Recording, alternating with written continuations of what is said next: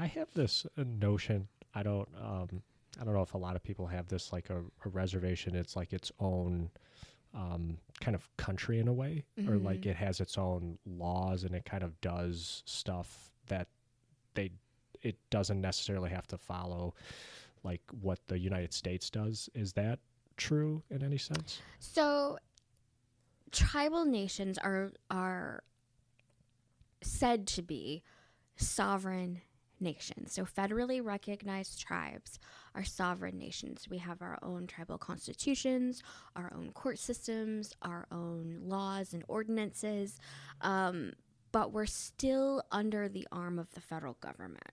So we're sovereign to an extent, is what I say, and that's my own interpretation of how I view and view Indigenous nations. But I think what a lot of people don't understand is, like, so for example, the reservation land, we don't actually own that.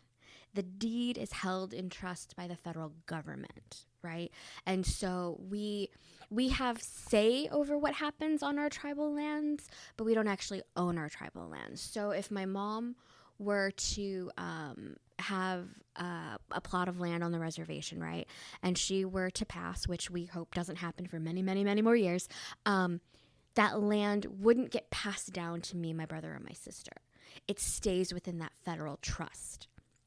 So you can't generate like that generational wealth through real estate or anything like that. Yeah. But it is interesting because I don't think a lot of people do know that on tribal reservations, we have our own laws and ordinances, and we may pass laws and ordinances that maybe the federal government isn't doing. I know a lot of tribal nations before same-sex marriage was legalized in the United States, a lot of tribal nations were passing their own ordinances, legalizing it in their tribal nation. So we sometimes go against the grain, I guess, so to speak, but it's very different for each tribal nation. But federally recognized tribes are sovereign nations in the fact that we have treaties that have been made with the United States, and treaties can only be made between sovereign entities, right? And so example of a treaty would be like the Treaty of Paris, which